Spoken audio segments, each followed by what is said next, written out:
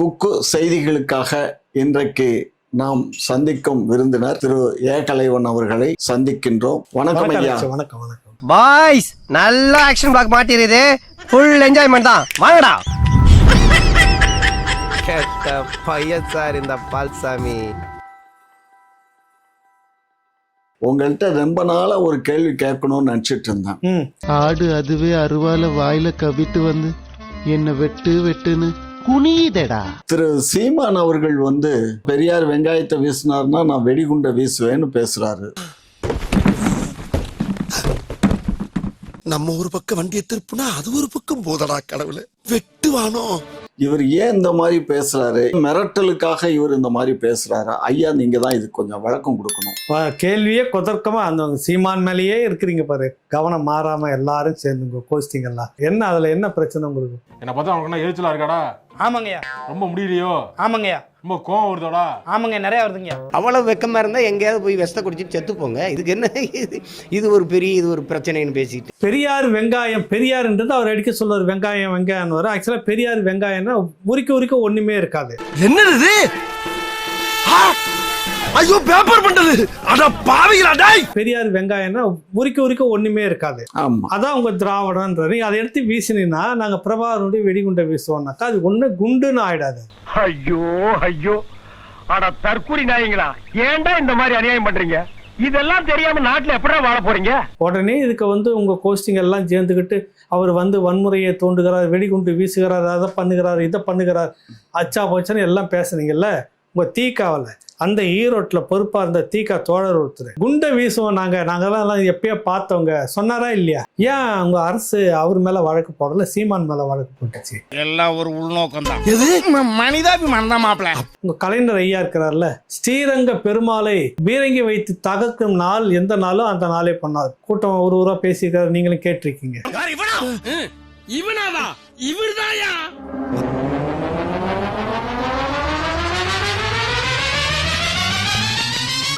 கலைஞர் அறியாமையில பேசின பேச்சுக்கள் யாப்பா அப்படியெல்லாம் ஒண்ணும் இல்லையே. அதெல்லாம் இன்றைக்கு இல்ல. அவர் பேசினது போன நூற்றாண்டுல பேசினாரு. 20ஆம் நூற்றாண்டுல பேசின வார்த்தை இந்த வார்த்தை. நூற்றாண்டு கணக்கு இல்லைங்க பிரச்சனை. நீங்க இங்க பேசி அரசியல் செய்திருக்கீங்க. பீரங்கி வச்சு ஓடிப்போம் ஸ்ரீரங்க பெருமாளை அப்படின்னு சொல்லிட்டு. நான் பார்த்தா எரியவே எரியாதுமா. அமைச்சர் இந்த முறை மாட்டுவான். என்னுடைய ஆட்சி நடந்தா கட்சித்தீவுல நான் நெய்தல் படையை உண்டு பண்ணுவேன். நெய்தல் படைன்னு ஒண்ணு அமைச்சு இவரு தனிப்பட்ட முறையில குண்டுகளை எல்லாம் வீச இயலுமா? கேரளாவில் எப்படி கேரளாவில் எப்படி ஒரு கடலோர பாதுகாப்பு படைன்னு இதே நெய்தல் படை மாதிரி கேரளாவில் உருவாக்கி வச்சிருக்கிறாங்களே. சீமான் ஒரு குட்டை, அந்த குட்டையில இருக்கும்போது அது எல்லாமே குட்டையை பார்த்து நாங்க ராவு பகலா தூக்கம் இல்லாம தவிச்சு அழுகுறான். ஏய், அழுவலடா. அது அழுவலையா? கண்ணீர் ஒழி பேண்ட்டுக்குள்ள போயினுக்குது, அழுவலன்ற. நீங்களும் 47க்கு முன்னாடி 49க்கு முன்னாடி கட்சி தொடங்குறப்ப நீங்களும் குட்டை தான். காங்கிரஸ் பெரிய சமுத்திரத்துக்கு முன்னாடி. அதுக்கப்புறம் 57ல நின்றோம். ஒத்தையா நின்னீங்களா? ஒத்தையா நிக்கல. 57ல அசிங்கமா இல்ல? 57ல அசிங்கமா இல்ல உங்களுக்கு?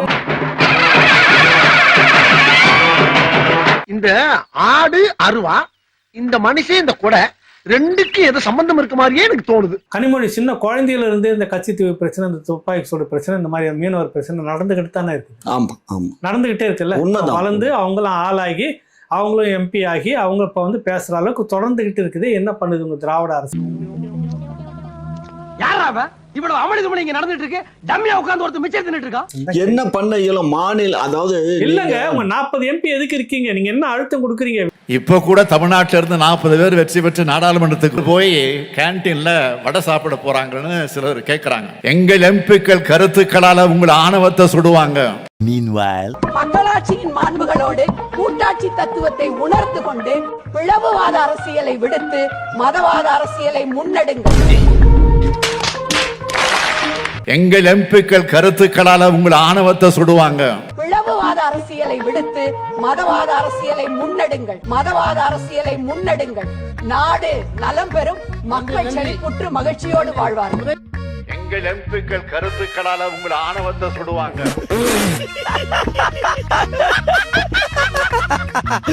தமிழகத்தில் இருக்கக்கூடிய இந்த 40 பாண்டிச்சேரி உட்பட 40 எம்பிக்களும் வந்து என்னத்தை போய் பேசினாலும் சவுடன் காதுல ஊதுன சங்கு மாதிரி தான் ஒன்றிய அரசு எடுத்துக்கிறது. ஒன்றிய அரசு சீரியஸா எடுத்துக்கிட மதிக்கிறது இல்ல.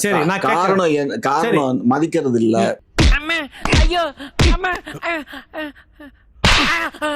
பசங்களா உனக்கு ஏதாவது கொடுத்து அனுப்புங்களா? ஐயா அப்ப காங்கிரஸ் கூட ரொம்ப கொலாவிக்கிட்டு 10 வருஷம் இருந்துட்டு இருந்தீங்கல்ல, என்ன பண்ணிட்டீங்க?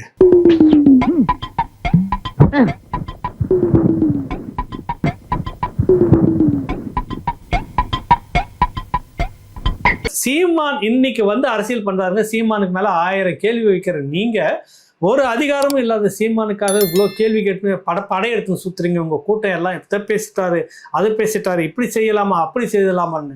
நீங்க 40 பேரை வச்சுக்கிட்டு இத்தனை ஆண்டு காலம் அதிகாரத்துல இருந்துட்டு இருக்கிறீங்க. நீங்க ஒன்னு கூட ஒரு செங்கல்ல கூட நீங்க ஒன்றும் உருவல இந்த விஷயத்துல. நீங்க கேள்விகளை மட்டும் சீமான முதலமைச்சர் சீமான 40 MP வச்சுக்கிறாரு, டெல்லியில போயிட்டு பேசாம வந்துட்டு இருக்கிறாரு.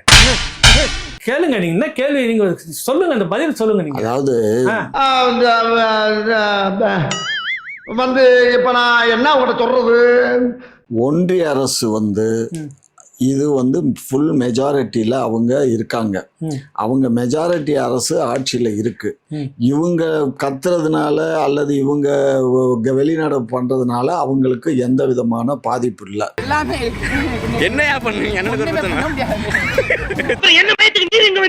ஆர்ப்பாட்டம் பண்றதோ வைக்கிறதோனாலையும் ஒண்ணும் கிடையாது. எதுக்கு இந்த பதவி? வேர்வை இல்லாத வேலை, முதலீடே இல்லாத தொழில், நோகாம நொங்கு திங்கிறது, அங்கங்க சொத்து. நம்ம வந்து இந்தியா கூட்டணியே ஆட்சிக்கு வந்துரும் அப்படிங்கிற ஒரு நிலைப்பாடு இருந்தது. இளம் தலைவராக இருந்த ராகுல் காந்தி வந்து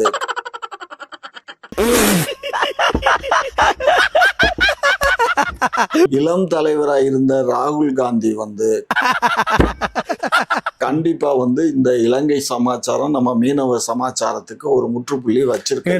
திரும்ப அத்தைக்கு மீச முளைக்கிற கதையவே நீங்க பேசிட்டு இருக்கிறீங்க. இந்த காரி மூஞ்ச கதையெல்லாம் ஒரு காவிய கதை மாதிரி இங்க வந்து சொல்லி அங்க டைம் வேஸ்ட் பண்ணுகிறேன். போன மரியாதையா அதிகாரத்துல இருந்த போது ஏன் செய்யலன்னு கேள்வி கேட்க. இல்ல செய்யலன்னு சொல்லாதீங்க. அந்த நேரம் வந்து இல்லங்க ஐயா, நீங்க இல்ல கடிதம் எழுதிட்டு இருந்தீங்க. அதை மறக்க இல்ல நீங்க இன்னாழிப்பு வரைக்கும் கூட இருந்து துரோகம் பண்ணி கடிதம் எழுதி பாருங்க. அப்போ வந்து ஒரு நெருக்கடியும் கொடுக்கல டெல்லி அரசுக்கு, காங்கிரஸ் அரசு. இல்லப்பா அடிமேல் அடி விழுந்துகிட்டே இருக்குப்பா, எத்தனை அடியை தான் சமாளிப்பேன். இந்த வீடியோ பிடித்து இருந்தால் சேனலை சப்ஸ்கிரைப் செய்யவும், ஏதாவது குறைகள் இருந்தால் கமெண்டில் போடவும், அப்புறம் மறக்காமலே போட்டுடுங்க. வரட்டாமாம் வீடுறதே வரண்டா Chinnasamy. Hey guys, this is your editor.